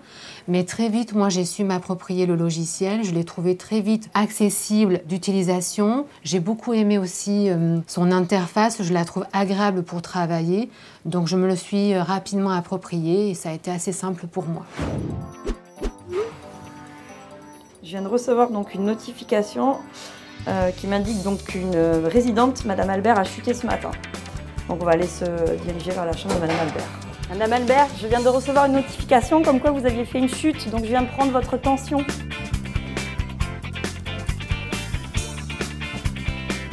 Madame Albert, votre tension est élevée, donc je vais planifier une téléconsultation avec votre médecin généraliste, je reviens. Les fiches de chute, vous les consignez sur papier? Vu que j'étais au chevet de la résidente, j'aurais pu le faire au chevet, mais là, je peux directement donc, la créer, la fiche de chute, depuis la tablette. Pour la téléconsultation, vous procédez comment? Directement donc, depuis Titan sur la tablette, je peux planifier donc, une téléconsultation avec son médecin, à savoir le docteur Etes.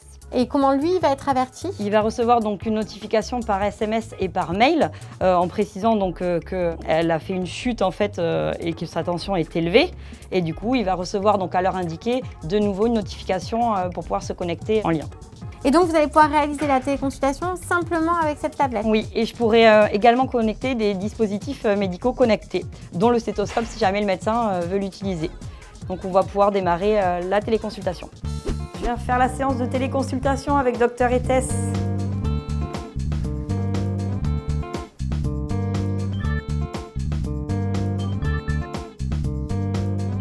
Bonjour docteur. Bonjour. Je suis en compagnie de Madame Albert qui a chuté donc ce matin et qui a une tension élevée. D'accord. Donc je vais vous demander de brancher le stéthoscope pour que je puisse avoir des éléments d'auscultation. Parfait. Restez un petit moment. Très bien. Bon, ça me suffit. Donc, avec les éléments que j'ai, je vais pouvoir avoir accès à votre dossier et voir si mon traitement n'est pas incompatible avec d'éventuelles allergies ou des impossibilités médicamenteuses. Puisque grâce à ce logiciel, j'ai accès à votre dossier. D'accord? Je vous remercie, docteur. Je vous en prie.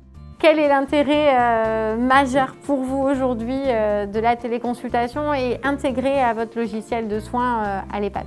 Alors, elle me paraît multiple. La première, c'est évidemment la rapidité et l'absence de déplacement, soit du médecin, soit du patient. Le deuxième point très intéressant, c'est la transmission directe de l'ordonnance via le logiciel sur la pharmacie qui transmet directement le traitement à l'EHPAD, sans autre intermédiaire et validé par la signature électronique. Et enfin, le troisième intérêt, c'est l'envoi de la feuille de soins électronique pré-remplie directement à la CPM sans vraiment s'en occuper. Vous consultez votre messagerie?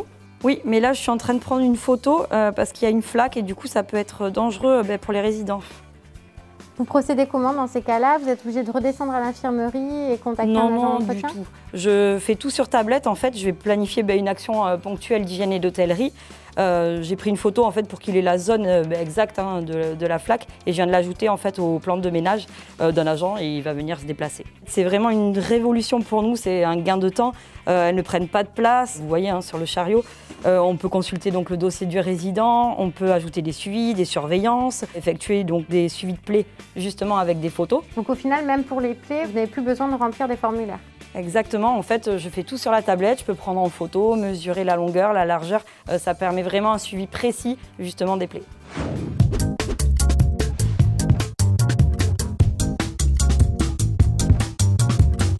On a pu voir un pilier multimètre sur votre chariot de soins. Vous fonctionnez comment avec les pharmacies? En fait, on travaille avec plusieurs pharmacies qui délivrent donc les traitements de tous nos résidents. On a justement une liaison avec Titan et les ordonnances signées électroniquement par le médecin sont mises à disposition en direct sur les pharmacies.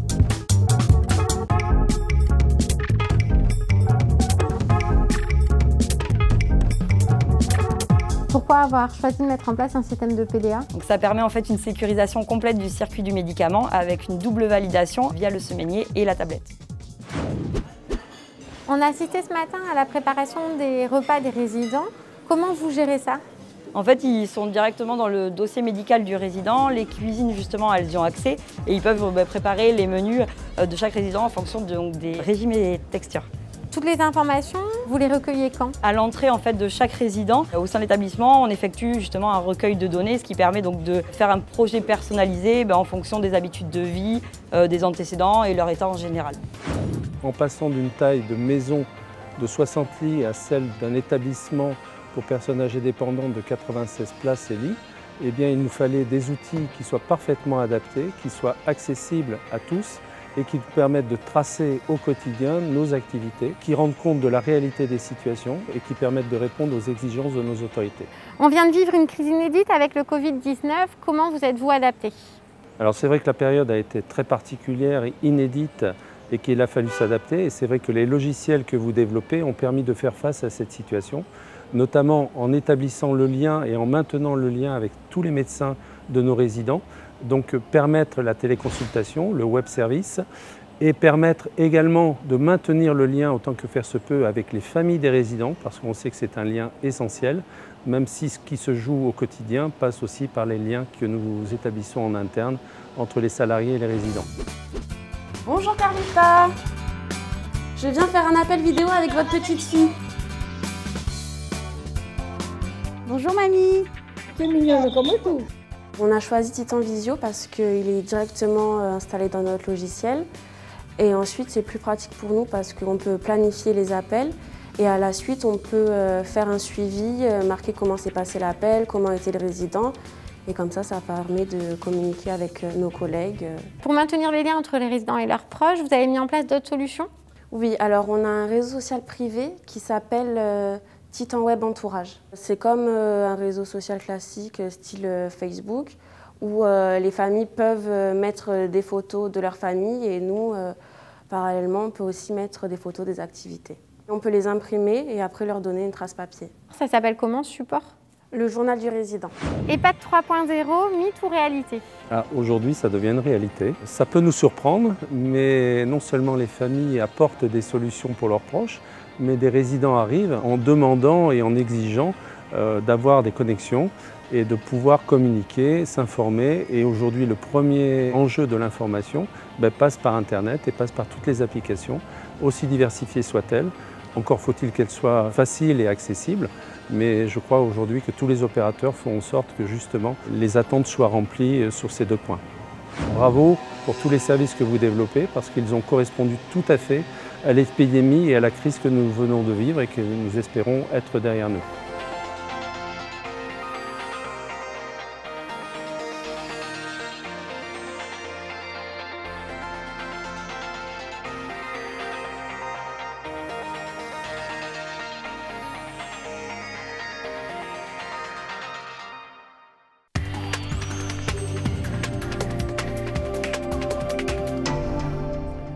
Bonjour Grégoire.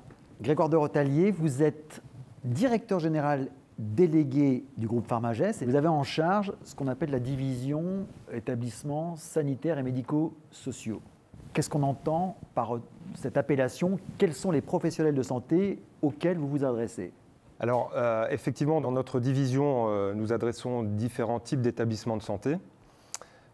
Et par voie de conséquence, beaucoup de professionnels de santé différents, qu'on peut citer par exemple les médecins généralistes et les spécialistes, les infirmières, les rééducateurs avec les kinés, ergothérapeutes, psychologues, mais également les personnels soignants comme les aides-soignantes, et puis l'ensemble des secrétariats médicaux, aides aux patients comme les aides médico-psychologiques, auxiliaires de vie.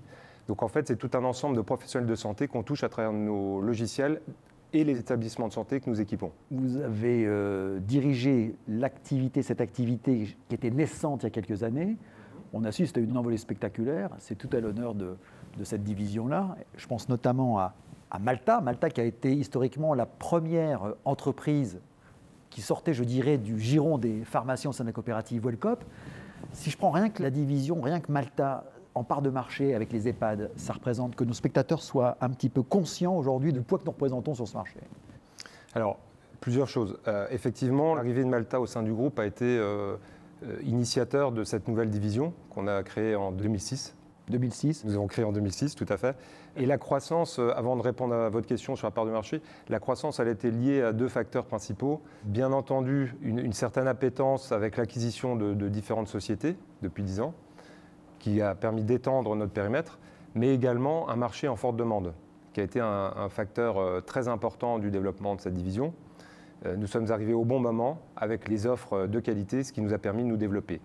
Alors, si on parle rapidement de la division, c'est maintenant 200 personnes à peu près. Et on couvre en fait beaucoup de domaines d'activité de la santé, puisqu'on intervient dans les EHPAD, qui est effectivement le marché historique de Malta, informatique en France. Et Malta, c'est environ 2200 établissements équipés et 30% de part de marché des EHPAD. Mais on est également dans le domaine des hôpitaux à domicile, des services de soins infirmiers à domicile avec Dixit, le domaine des hôpitaux avec Axigat, et également l'ensemble de la médecine de ville et des centres de santé et maisons de santé avec ICT, qui est une société qui nous a rejoint il y a quelques mois. Sans oublier bien entendu Pandalab, qui assure aussi un rôle de coordination et de messagerie pour tous ces acteurs-là. Oui, ça représente un maillage très complet. Alors, oui. Moi, quand j'ai regardé le reportage réalisé par Caroline Sénamo, j'ai été stupéfait, alors qu'il faut le rappeler, la Covid est bien présente, stupéfait de votre réactivité, notamment avec ce service qui s'appelle Titan Visio. Ça veut dire que pour faire ce métier-là, il faut avoir une sacrée dose d'anticipation et de réactivité. Est-ce que vous confirmez, c'est un des talents, ça, de votre entreprise ? Alors, je rappellerai quand même que dans le groupe Pharmagest, on a toujours bâti notre succès sur l'anticipation, la réactivité et puis quelque part un niveau de professionnalisme au bon niveau et qui correspondent aux évolutions et aux attentes de nos clients. Pour nous, déjà, pour Malta Informatique et les EHPAD, ça s'est traduit quand même par le développement d'une offre construite en 14 ans, qui était déjà à un certain niveau de maturité. Et il est clair que dès le début de la crise sanitaire, qui a commencé en janvier pour les EHPAD, avant la période de confinement qu'on a tous connue, on a tout de suite compris qu'il allait y avoir un problème lié à la vie sociale du résident. Et donc, on a décidé de travailler très rapidement en s'appuyant sur notre expérience de téléconsultation médicale, en utilisant en fait le savoir-faire qu'on avait développé sur les briques de visioconférence. On voit d'ailleurs dans votre reportage.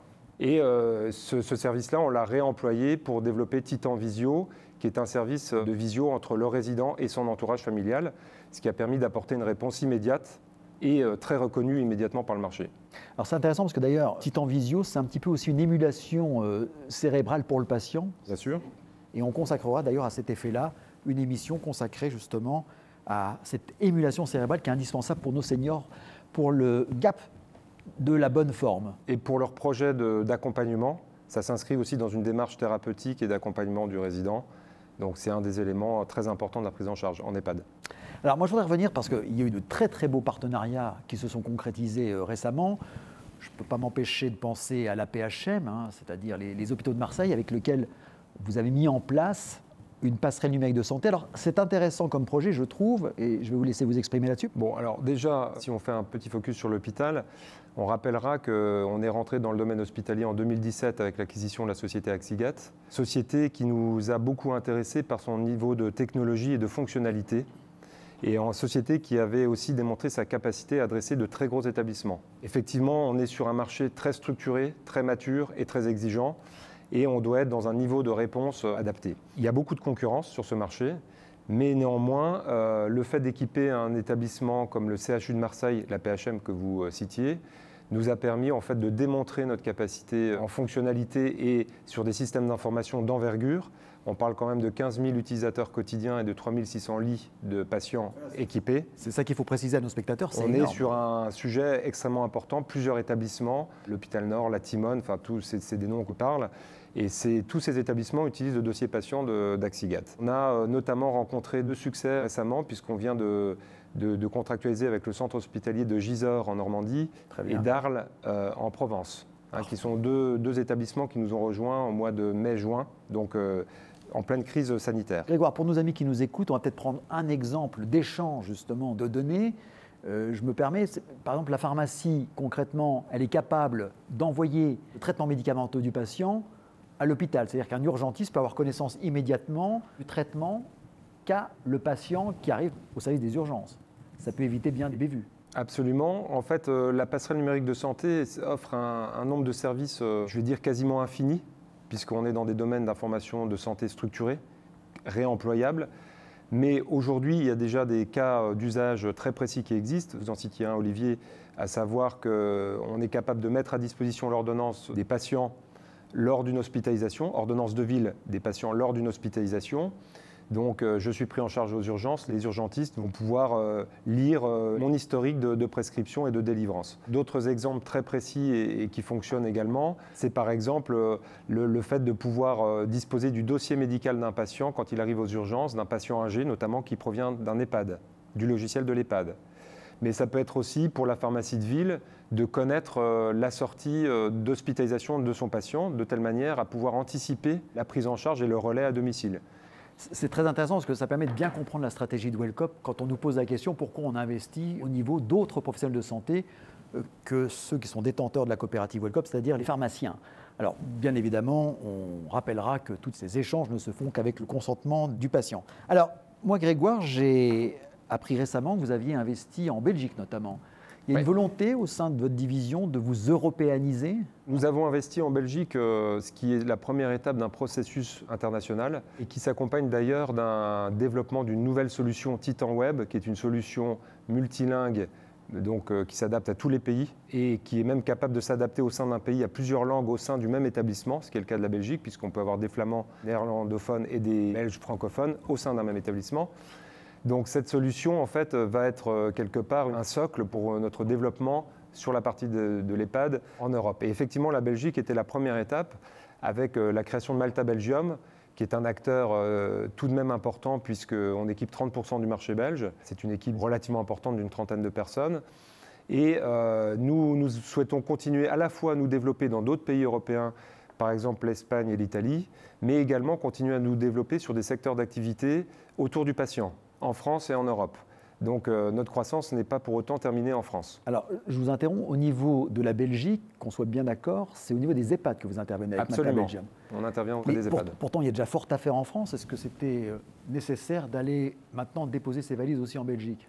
Disons qu'en France, on a atteint un certain niveau d'équipement, puisque nous sommes devenus leaders avec 30% de part de marché. Et il était temps pour nous de nous développer à l'étranger. C'était le bon moment. Dans la stratégie Wellcop, nous avons inscrit que la coopérative Wellcop avait vocation à devenir la première plateforme de santé européenne. Absolument. Si je vous ai bien suivi, Grégoire, vos propos confirment cette stratégie. Absolument. Alors Grégoire, j'ai une dernière question à vous poser avant qu'on se quitte. Ça serait quoi votre vœu le plus cher là, dans les prochaines années à venir au niveau du développement de votre division, de votre activité? Pour moi, en fait, ce souhait, il s'inscrit en fait dans une expansion qui permet à la fois un déploiement de notre stratégie patient-centrée, puisque c'est ce qui va nous permettre d'aboutir sur cette stratégie, à la fois sur le développement personnel et professionnel des équipes, qui est quelque chose d'extrêmement important pour la pérennité de l'entreprise et le développement du groupe, et bien sûr un élément qui est absolument nécessaire, qui est la bonne santé financière du groupe, puisque l'investissement nous permet de continuer à nous développer et de bénéficier de moyens pour continuer à se développer. Grégoire, vous participez à la bonne santé financière du groupe, jusqu'à preuve du contraire. Merci beaucoup, bonne continuation et puis bonne chance à toutes les équipes de la division que vous pilotez. Merci beaucoup Grégoire. Merci Olivier, à bientôt.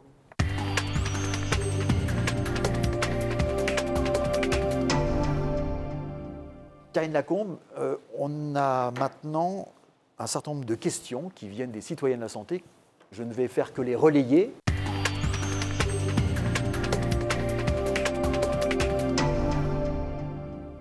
Le système de santé français mérite-t-il plus de moyens suite à la crise sanitaire du Covid-19 ? Alors là aussi, vous êtes en plein dans la situation actuelle de revendication de la part du personnel soignant d'avoir plus de moyens financiers, une revalorisation des salaires. On voit bien qu'il y a des professions, en particulier paramédicales, qui ne gagnent pas les salaires qu'elles méritent, vu l'implication, vu l'importance qu'elles ont en première ligne du système de soins. Il y a aussi un besoin en ressources humaines. On voit qu'on a énormément de mal à recruter dans les hôpitaux publics, que ce soit les aides-soignants, les infirmiers, les masseurs, kinésithérapeutes, etc., qui sont des professions qui sont sinistrées dans les structures publiques, où les salaires ne sont pas du tout attractifs. Et on a également besoin de faire très attention à la désescalade en termes de nombre de lits, ce qui a été le cas depuis des années, où on a voulu augmenter de façon importante l'ambulatoire, ce qui est une bonne chose, mais ça s'est parfois fait dans certains services, en particulier d'aigus, au détriment du nombre de lits. Et quand on voit comme les urgences fonctionnent vraiment à flux tendu, le fait de diminuer les lits dans les structures aiguës, eh bien, ça n'est pas remplacé par l'ambulatoire, mais c'est remplacé par plus de patients qui restent aux urgences avec une mise en danger de la santé de ces patients. Donc, c'est un équilibre à avoir entre l'essor de l'ambulatoire, mais une adéquation qui doit rester la plus juste possible avec la nécessité de lits en hospitalisation. Alors, je fais un aparté parce que j'ai trouvé leur comportement admirable. Les personnels soignants ont été exemplaires pendant cette crise de la Covid. Ils ont fait le travail, s'exposant d'ailleurs. Et là, maintenant, on les écoute. C'est-à-dire que c'est comme si ces personnels soignants, leurs revendications avaient été mises en veilleuse et fort logiquement, privilégiant l'état de santé une fois de plus de nos compatriotes. Ça suffira peut-être pas, une prime de 300 €, non? Je ne sais pas ce que vous en pensez. La prime a été un peu plus importante. Ça a été 1 500 €. Chaque personnel soignant en première ligne a reçu dans les régions de France qui ont été le plus touchées par le Covid. Est-il envisageable de créer une industrie chimique française afin de ne plus dépendre de l'Asie, comme la Chine, l'Inde? On a abordé cette question tout à l'heure. Oui, bien sûr. Je pense que ça doit être une des grandes leçons de cette crise sanitaire. Le comité scientifique mis en place lors de la crise de la Covid-19 est-il amené à perdurer? Il prendra peut-être d'autres pandémies, je ne l'espère pas, en charge? Comment ça va se passer, ça? Alors, le comité scientifique a été créé spécifiquement pour la gestion de la crise, pour conseiller le gouvernement sur la gestion de la crise. En principe, se termine en juillet. C'est ce que le professeur Delfrécy, responsable du conseil scientifique, a dit il y a quelques semaines. En revanche, il y a une structure qui s'appelle Reacting, qui, elle, dépend de l'INSERM, qui est l'Institut national de la recherche médicale en France. Reacting, qui existe depuis plusieurs années et qui est constitué de professionnels, infectiologues, épidémiologistes, méthodologistes, sociologues, etc. et qui est amené, lui, à perdurer parce que c'est à partir de Reacting qu'on élabore les réponses aux grandes épidémies. C'est ce qui s'est passé, par exemple, pour Ebola. Et c'est également Reacting qui est à la source, en France, de toute la gestion de la recherche et de la réponse à l'épidémie pour la Covid-19. Donc voilà, deux structures différentes, une reste et puis l'autre, logiquement, disparaît avec l'épidémie. Karine Lacombe, quelles mesures ont été mises en place par le gouvernement depuis la crise pour nous préparer contre une nouvelle pandémie? Mais je ne suis pas au gouvernement, donc je ne peux pas vous dire... Vous n'en avez pas eu écho? Non, je n'ai pas... Mais je pense que là, il y a les commissions parlementaires de l'Assemblée nationale et du Sénat qui sont en train de se dérouler, dont l'intérêt n'est pas uniquement de montrer ce qui a été mal fait, mais aussi de souligner ce qui a été bien fait, d'en tirer les leçons pour le futur. Donc je pense que là, actuellement, c'est un peu tôt pour répondre à ce type de questions. Probablement qu'à l'automne, on aura une stratégie qui sera implémentée pour avoir une réponse rapide si jamais nous devions avoir d'autres épidémies de ce type-là. Suite à la crise, alors ça a été évoqué lors de notre entretien, donc un de nos collaborateurs écrit « Quelles grandes leçons peut-on en tirer ?» Les grandes leçons, les grandes lignes, on ne va pas refaire tout le débat. Grandes lignes de la crise sanitaire. Oui. Bien, la première leçon, c'est que notre système de santé a tenu et il faut remercier chacun, pas uniquement le personnel de santé, mais également les citoyens, parce que chacun a suivi de façon stricte les mesures barrières, le confinement, et qui nous permet maintenant d'être sortis de la phase épidémique. Ça, c'est pour moi la plus grande leçon. Une leçon de solidarité, une leçon également de cohésion de la nation. Parce que, quoi qu'on puisse dire, quelles que soient les polémiques, la nation est restée soudée, on a fait face tous ensemble à cette menace sanitaire. Une dernière question en rétrospective. Qu'est-ce que vous auriez fait, vous, Karine Lacombe, différemment? Je ne crois pas que j'aurais fait quelque chose de vraiment différent. Je pense par exemple que je suis beaucoup intervenue dans les médias parce que ça me semblait essentiel d'apporter une voix pondérée, une ligne médiane entre ce qui était beaucoup trop alarmiste ou trop rassurant, d'essayer d'apporter vraiment de la pondération sur ce que l'on savait, sur ce que l'on ne savait pas. Donc, j'ai essayé de remplir mon rôle de pédagogue, d'enseignant. Et puis, non, je pense que la gestion de la crise, personnellement, je ne pense pas que j'aurais pu faire des choses vraiment différentes. Peut-être que, mais là c'est pareil, on essaie de reconstruire l'histoire avec ce que l'on connaît maintenant. Probablement qu'en janvier, je ne me suis pas alertée assez vite. Je pensais vraiment que la Chine, comme ça avait été le cas avec le SARS-CoV en 2003, arriverait à contenir l'épidémie. Peut-être avoir trop fait confiance aux informations qui nous arrivaient de Chine. Peut-être que ça, oui, c'est une chose maintenant, je suis plus circonspecte.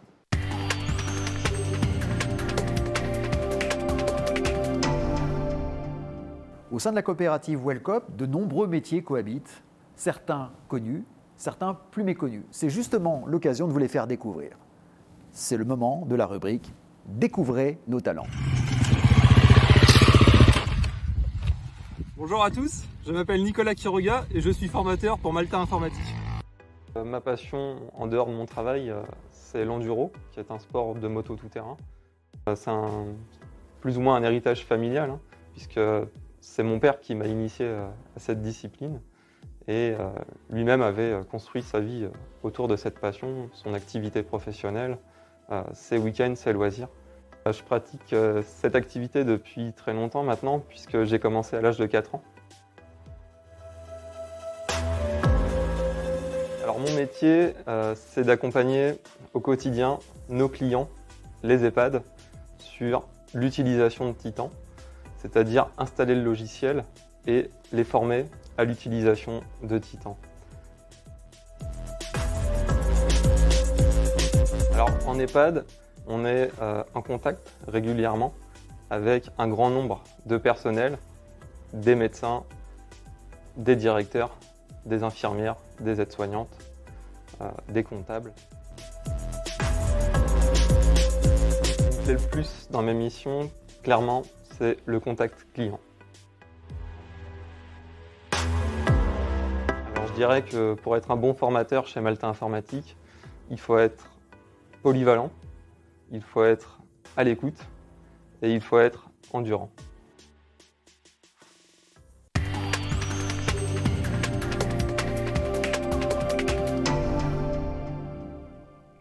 Alors nous, au sein de la coopérative Wellcop, on a été du mieux possible et en tout cas très impacté, mais en termes même opérationnels, par la Covid-19. On l'a vu à travers d'ailleurs le reportage sur l'importation des masques. Et je vous le rappelle, nous, notre accroche sous notre logo, c'est les citoyens de la santé et du bien-être. Karine Lacombe, moi j'ai été ravi de vous accueillir aujourd'hui comme citoyen de la santé aussi et du bien-être. Merci d'avoir été disponible pour nous, parce que je sais que vous avez un emploi du temps qui est très très chargé. C'était vraiment un plaisir. Un grand merci à vous. Merci de votre invitation.